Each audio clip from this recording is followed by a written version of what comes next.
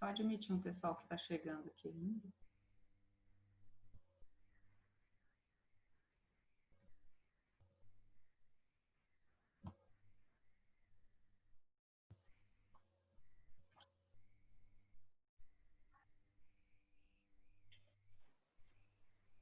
Vamos falar um pouquinho, então, sobre as interações dos raios-x com a matéria, né? É o que eu já comecei a falar para vocês. Então, quando eu emito um feixe de raio-x, né, eu disparo o meu aparelho, aquele bocal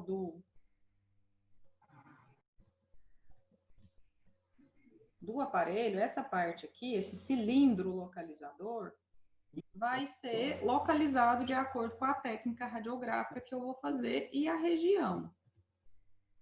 Então, o que acontece? Eu vou localizar, né, vou posicionar esse cilindro localizador no meu próximo à face do meu paciente, né, de acordo com a região e com a inclinação, de acordo com a técnica que eu vou usar.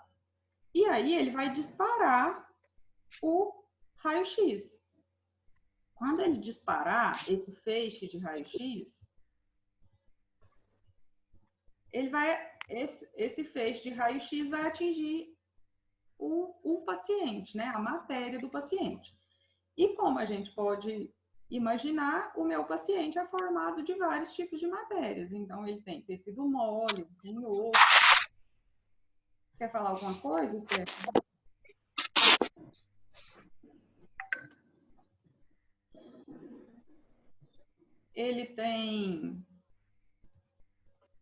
Ele tem vários componentes que formam a estrutura física desse paciente, a compleição física. Então, cada tipo de matéria do meu paciente vai ter uma interação do raio-x. Por exemplo, se eu radiografar a bochecha do meu paciente, colocar o filme aqui próximo da bochecha e radiografar, vai dar uma imagem totalmente preta, né? Totalmente radiolúcida. Por quê?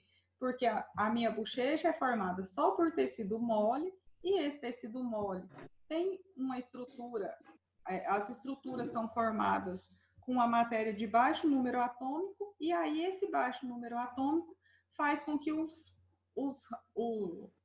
fótons de raio-x passem tranquilamente e atinjam o filme, produzindo uma imagem escura.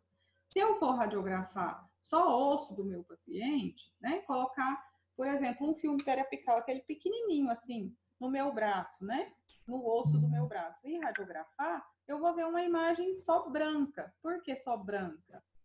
Porque eu vou ver só o osso.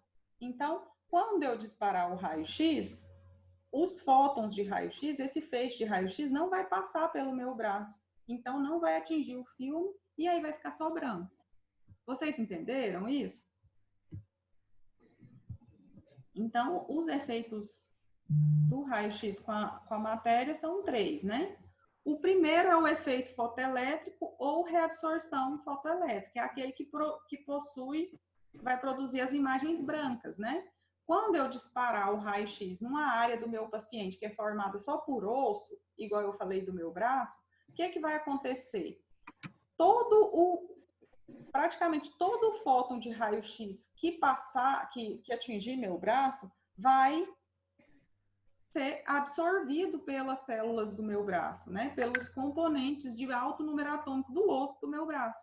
Então, vai produzir somente uma imagem branca, né? Se eu colocar um filme maior, que eu consiga ver a parte de osso e a de tecido mole, né? Dessa minha grande musculatura, que quase zero, o que vai acontecer? Eu vou ver no centro o osso, né? Uma imagem mais branca, porque os fótons de raio-x vieram, atingiram, passaram pelo tecido mole, mas atingiram o tecido duro. Então, o osso não passaram por ele. Então, aqui, ó, o filme vai estar aqui atrás, eles não vão atingir o filme o filme que eu coloquei lá.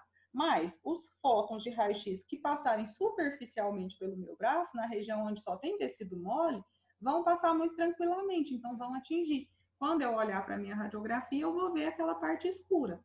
Então, a primeira parte é esse efeito fotoelétrico, ou a absorção fotoelétrica. Ele vai produzir as imagens brancas na minha radiografia. Tem também o efeito Compton, que é a maioria, né?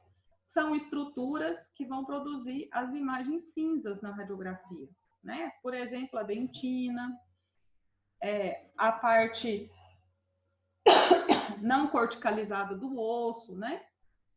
Aquele osso mais esponjoso. Então, o que acontece? Esse efeito Compton é o fóton de raio-x que passa pelo meu raio-x, né? Que passa pelo meu paciente e fica um pouco, é absorvido, aquela matéria do meu paciente absorve um pouco da radiografia e deixa passar um pouco. Então, a maioria das imagens da minha radiografia são cinzas e são produzidas pelo efeito Compton.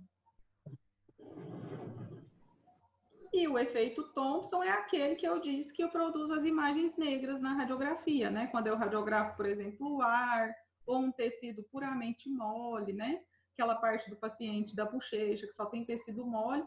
Como o número atômico daquelas estruturas é pequeno, tudo vai passar muito rapidamente pela minha radiografia. E aí vai ser, quando eu analisar, vai ficar escuro, né?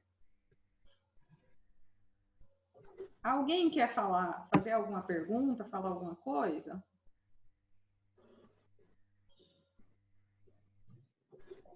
Aí é aquilo que eu expliquei, ó. O efeito fotoelétrico, né? É o esmalte ou a restauração. Quando eu disparei o raio-x lá no meu aparelho, esses fótons de raio-x passaram pelo meu paciente e atingiram esse filme radiográfico, né? Ou sensor. Nesse lugar onde tem uma restauração metálica e esmalte, foi produzido um efeito fotoelétrico. O que é esse efeito fotoelétrico? O fóton de raio-x passa pelo paciente, mas fica todo parado lá naquela estrutura. Ele não consegue atravessar, né? Vamos fazer assim uma analogia, né? Vamos imaginar que a gente está dentro da nossa sala de aula e agora a nossa sala de aula não está mais vazia, né? Antes ela tinha só as cadeiras, né? Mas ali entre as cadeiras tinha uma fila vazia, não tinha? Não tinha uma parte assim, um corredor? Então eu vou correr por aquele corredor, né? Enquanto está o corredor livre, eu corro e passo tranquilamente. Se eu for passar pela fileira de cadeiras, vai ser um pouco mais difícil, não vai? Eu vou ter obstáculos, mas eu vou conseguir passar. Talvez uma pessoa mais fraquinha vai ficar lá, né? Não vai conseguir passar por aquelas cadeiras. Então, as cadeiras vão ser uma barreira, né? Vamos supor assim, a minha avó, que era cadeirante, ela não ia conseguir passar por aquele lugar onde estavam as cadeiras. No corredor, a minha avó passaria, não passaria? Tranquilamente. Mas se eu falasse assim, vó, a senhora só pode andar nesse lugar que tem cadeiras e a senhora não pode afastar a cadeira, a senhora vai ter que pular. Ela não ia ficar barrada ali por aquelas cadeiras? Então, ali é onde aquela matéria, aquele tipo de matéria que eu falei, a dentina, que tem imagem cinza, que fica parada porque alguns fótons de raio-x ficam parados ali. Alguns passam tranquilamente e outros ficam parados. E tem algumas estruturas que não deixam passar nada. Pode ser a pessoa mais atlética. Se eu pegar a minha sala e fizer uma estrutura de concreto lá no meio dela, ninguém vai passar, nem um lutador de MMA, ninguém, nada vai conseguir passar por aquele concreto. Entenderam? Então é isso. As estruturas que possuem um efeito fotoelétrico são aquela parte de concreto da minha sala, onde não passa nada. Eu enchi a minha sala do começo ao fim com 3 metros de concreto. Ali não consegue passar. O efeito Compton, né? É aquela parte da minha sala onde tem as cadeiras, as carteiras. Alguns fótons, né, conseguem passar. Algumas pessoas conseguem atingir aqueles obstáculos. Outras pessoas não. Então, se for um obstáculo mais forte, a imagem vai ser clara. Vai ser um tom mais claro de cinza. Se for uma imagem, uma estrutura que deixa passar um pouco mais de raio-x, vai ser um cinza mais escuro. Por isso que na minha radiografia eu tenho que ter branco e preto, mas entre o branco e o preto, vários e vários tons de cinza. E o corredor, seria o que o corredor? Né? A bochecha do meu paciente, onde a imagem é totalmente preta, escura, não tem nada para segurar. Olha aqui um lugar, ó, que é quase preto, mas é um cinza mais escuro. É o quê? É a gengiva, né? Aquela parte de gengiva inserida que fica mais escurecida. E aqui, olha a polpa do dente, né?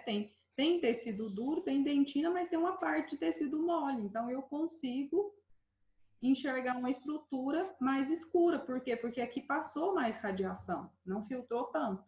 Todo mundo está entendendo isso, gente? Isso é muito importante. Tá certo? Posso continuar?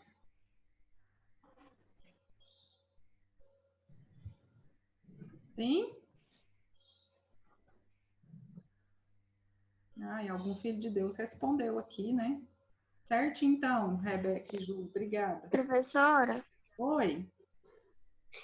só me tira uma dúvida aqui. A parte mais escura, ela foi afetada com mais radiação? Exatamente. Obrigada. Depois a gente vai entender por que que isso acontece, tá, Gabriele? Mas por enquanto vocês só acreditem em mim, que onde bate muita radiação fica escuro e onde bate pouca fica branco. Certinho? Certinho. Então, claro que tem fatores que vão influenciar essa imagem, né, radiográfica. Então, esses fatores, quando eu controlo e controlo bem esses fatores, eu vou ter uma radiografia de alta qualidade, ou se eu não controlo bem, eu vou ter uma radiografia de baixa qualidade. O tempo de exposição, né? Quando eu aumento muito o tempo de exposição, eu aumento. Quanto mais eu aumento o tempo de exposição, mais eu aumento o número dos fótons de raio-x, a quantidade de radiação no meu paciente. Então, isso tem um limite.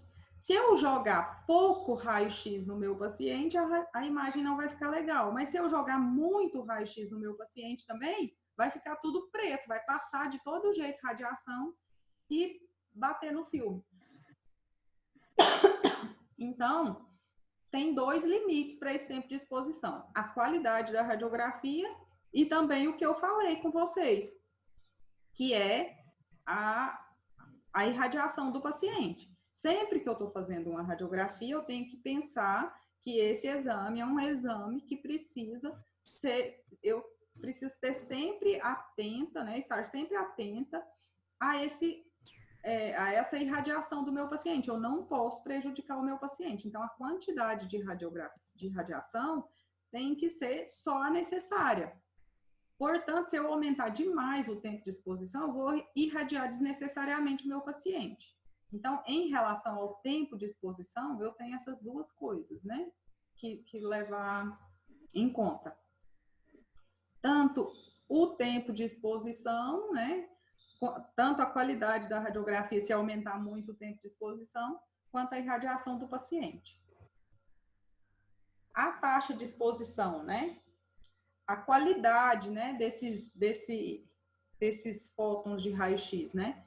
Que é a miliamperagem do aparelho. Eu posso variar essa miliamperagem nos aparelhos odontológicos, né? Igual eu expliquei para vocês. A janela de miliamperagem é pequena, né? Mas lá no aparelho eu consigo falar, eu quero tal miliamperagem, né? Quando eu falo lá que o meu paciente precisa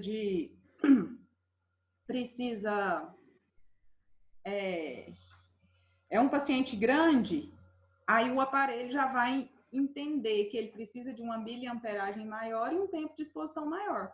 Quando eu falo que é uma criancinha pequena, aí o aparelho já vai entender que ele precisa de um tempo de exposição menor e uma taxa de exposição, que é a miliamperagem, menor. Vocês entenderam isso?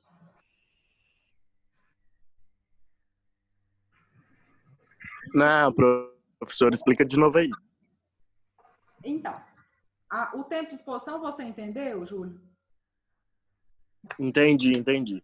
Só a última parte aí que eu não entendi. A miliamperagem quer dizer é a variação da qualidade do fóton de raio-x. Ela tem a ver com a qualidade.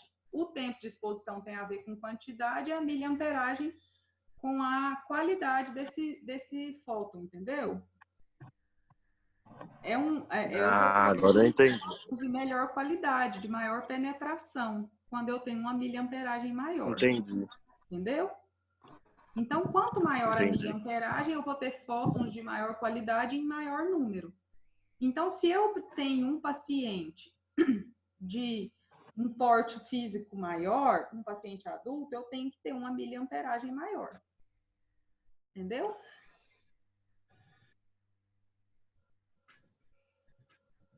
A próxima também quer dizer com a qualidade, né?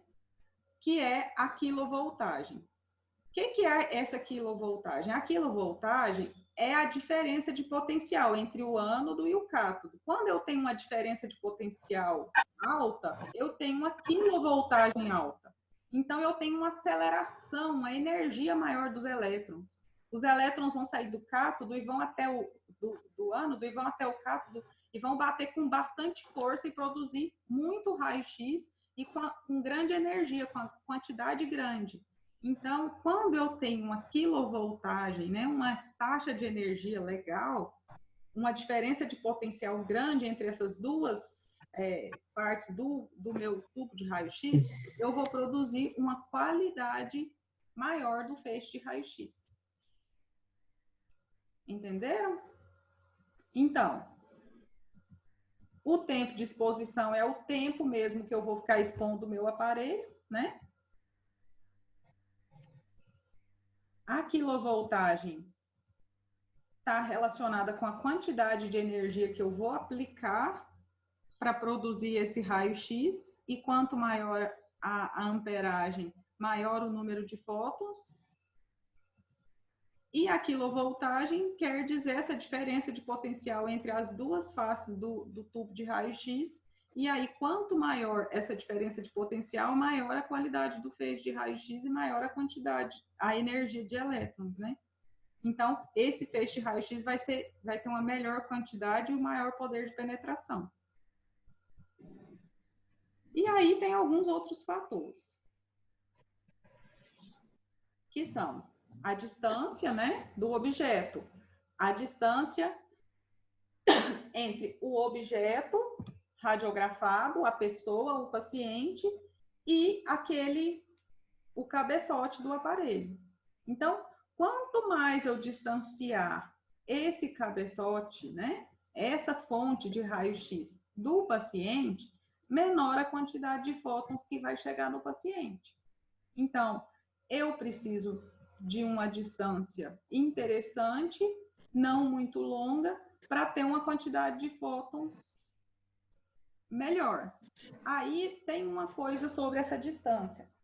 Se eu aproximar muito, eu vou pegar muito. Quando o feixe de raio-x sai do aparelho, ele não sai todos os fótons, né? O fóton é cada raiozinho, né?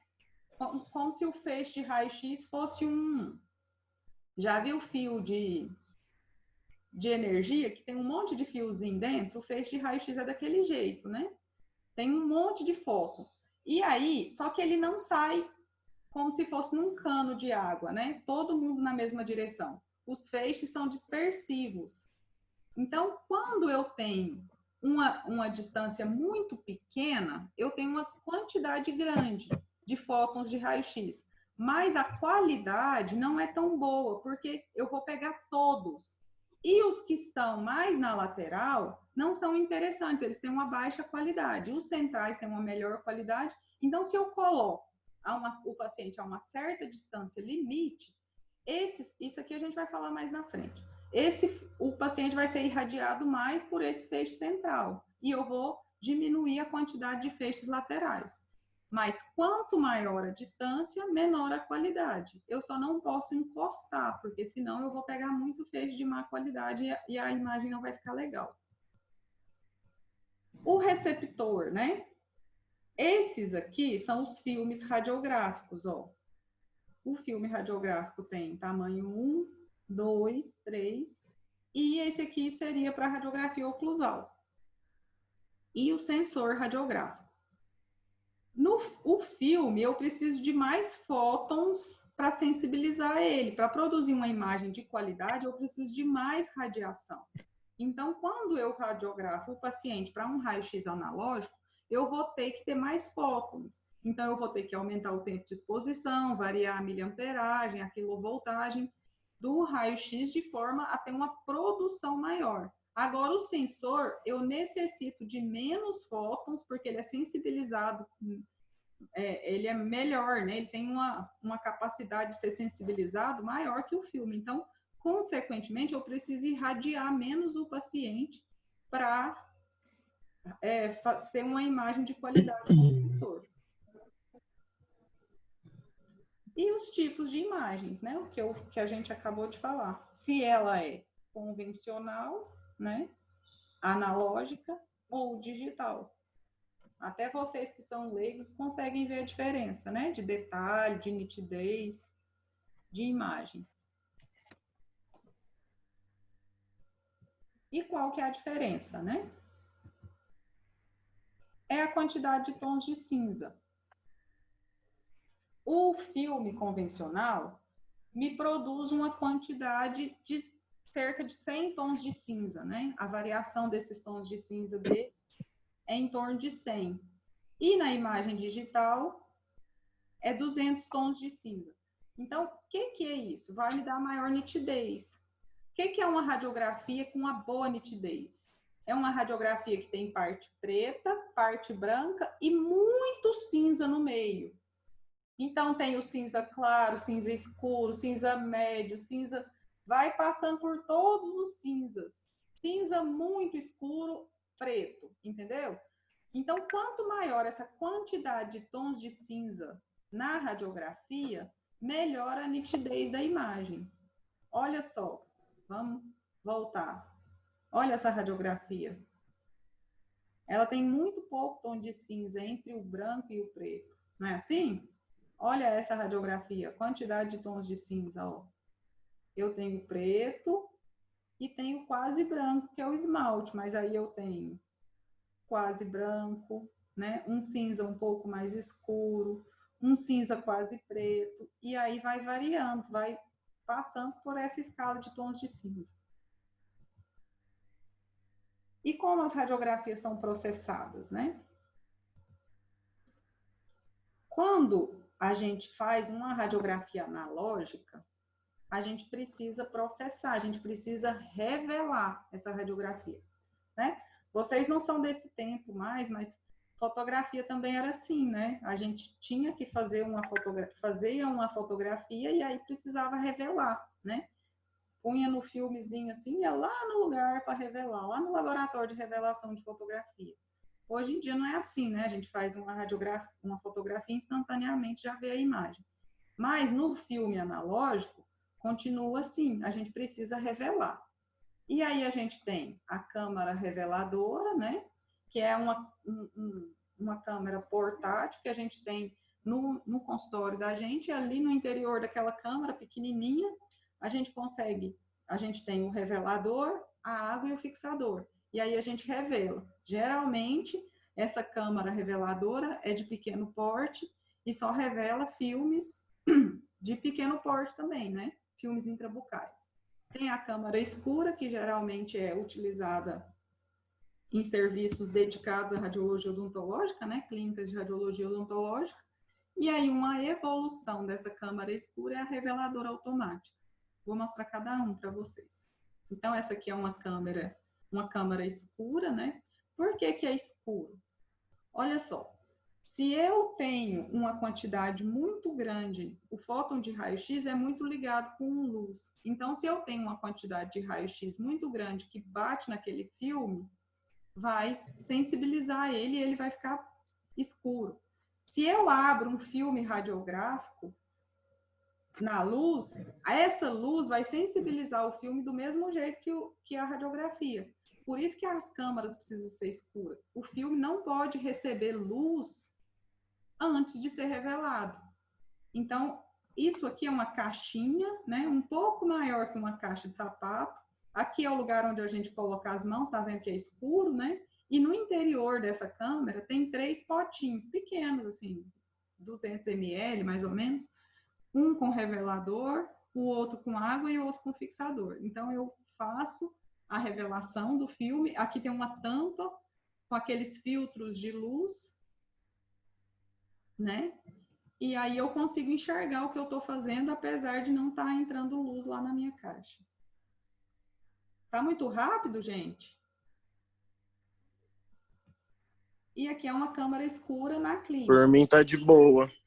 Boa? Ah, então tá bom. Que bom, Ju. Aqui é um modelo de uma câmera escura que a gente usava antigamente, né, na clínica de revelação. Aí aqui tinha uma luz de segurança. Vocês já viram filme que tem fotógrafo que revela fotografia? Não tem aquelas salas com a luz vermelha? Alguém já assistiu isso? Já viu um filme na televisão em algum momento? A sala, a câmara escura de revelação na clínica, nossa, era assim. Então, era um quarto pequeno, né? Não muito grande, um pouco maior que um banheiro, por exemplo. Todo pintado de preto, não tinha janela, né? Tinha um exaustor para tirar o ar e uma luz de segurança. Então, aqui a gente carregava os filmes, né? E aqui a gente revelava. Aí tinha um tanque grande, que era de inox, geralmente eram 20 litros, com um revelador. Aí tinha uma circulação de água entre esses 2 tanques e o fixador. Então, a gente revelava a radiografia, fixava por um tempo, né? Tudo tem as técnicas, a gente vai passar para vocês, e depois lavava, né? Em um lugar de lavar a mão, uma pia. Então, era assim a câmara escura, né? Era um incômodo na clínica. Depois, com o tempo, né? 1900 e sei lá quanto, né? Acho que vocês nem eram nascidos, a gente comprou uma reveladora automática. É uma caixa, né? Um aparelho que tinha tudo aquilo, só que aqui dentro. Então, aqui eu tinha um lugar que eu inseria o filme, né? Por trás lá da câmera. Tinha essa estrutura aqui onde eu colocava o meu braço sem entrar luz, né, no filme, e ele passava por dentro da câmera reveladora e saía aqui revelado. Qual era a vantagem, né, dessa câmera reveladora? É que a gente conseguia revelar muito rapidamente, porque o processo de revelação ele é demorado. Então, a gente fazia uma radiografia e tinha que pedir para o paciente ficar um tempo lá esperando, né? Se ele precisasse levar essa radiografia para o dentista, ele tinha que esperar quase 1 hora para a radiografia lavar, revelar, fixar, lavar e secar naturalmente. Depois da câmara reveladora, em questão de minutos, a gente revelava. Então, a gente já levava, o paciente já tinha essa possibilidade de levar a radiografia.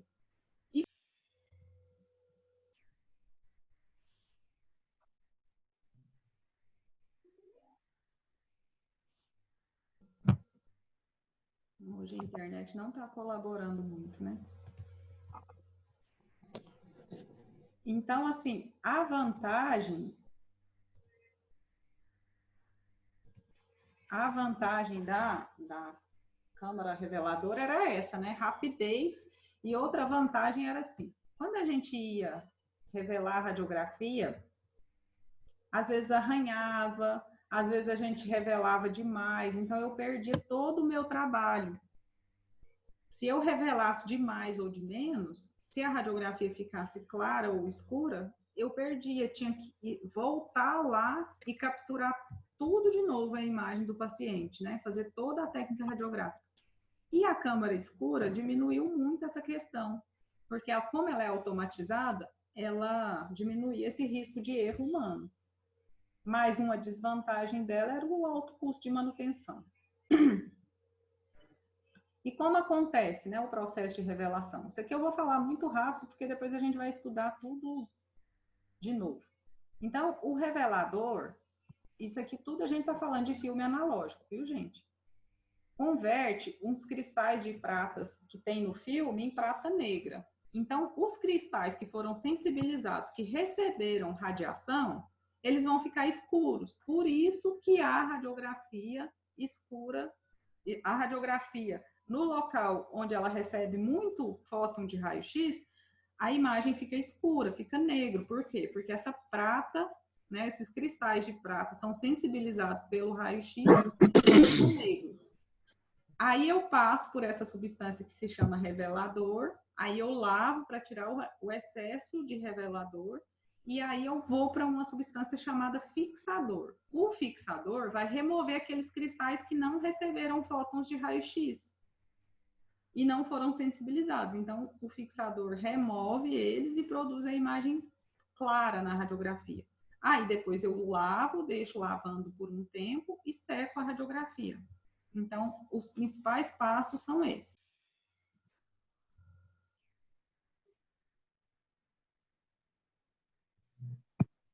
Nossa, gente, tá fácil não, né? As desvantagens da técnica convencional em relação à analógica, né? Ela tem essa necessidade de ter essa câmara escura, né? O filme não pode ser exposto à luz, então isso dá muita confusão, né? Se a gente vai lá, faz a radiografia e acidentalmente abre o filme, a gente perde toda a técnica. O custo, né? Porque ela acaba se tornando cara em alguns momentos. Esses químicos de revelação e fixação acabam sendo caros, né? E o tempo, a gente gasta muito mais tempo em fazer uma técnica convencional do que uma técnica digital. Nesse processo de revelação, né? Na captura lá, é basicamente a mesma coisa. Os métodos de processamento digital, né? Eles possuem algumas possibilidades, que são os sensores, né? Os sensores são ligados a um computador por meio de um fio, né? Um cabo, e ele transmite instantaneamente. A gente faz a captura da imagem e ele já transmite na tela do computador. As placas de fósforo, que são os que a gente usa, esses sensores são usados muito em consultórios odontológicos, por endodontistas, por exemplo, né, que fazem pouca radiografia. Eu vou explicar mais para frente por quê. E também as radiografias extraorais, o aparelho tem sensor, né? E a placa de fósforo são os que a gente vai usar, né? Que elas são, a gente insere na boca do paciente, captura a imagem e depois leva para um scanner, né? E esse scanner faz a leitura da imagem, é um aparelhinho pequeno, né? De uns 25 por 30, um aparelho bem pequenininho, um quadrado assim. E aí ele faz a leitura e aí ele transmite a leitura da imagem para o computador. Então, aqui é o sensor, ó. Isso aqui vai na boca do paciente e ele tem um cabo que é conectado ao computador. Quando eu faço o disparo da imagem, isso aqui já aparece na tela do computador. Qual que é a desvantagem? Essa limitação por esse cabo, né?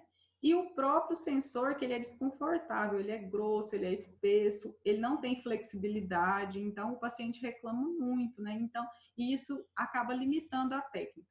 Mas quando é um consultório, né, de um único dentista ou poucos dentistas que fazem poucas radiografias por dia, vale a pena porque é um sistema mais barato do que esse que a gente vai usar lá na faculdade das placas de fósforo, né? Esse sistema lá que a gente vai usar na faculdade, o sensor é bem parecido com o filme, ele tem flexibilidade, a gente pega na plaquinha de fósforo, ela dobra, né? Então, quando a gente insere na boca do paciente, é bem mais confortável a técnica. E também, quando a gente faz muitas radiografias, igual lá na clínica, a gente costuma fazer, sei lá, 200, 300 radiografias num dia. Isso aqui é incompatível com a quantidade, porque quando a gente tem a plaquinha de fósforo, a gente consegue ter 14, são 14 radiografias a técnica de um check-up, por exemplo,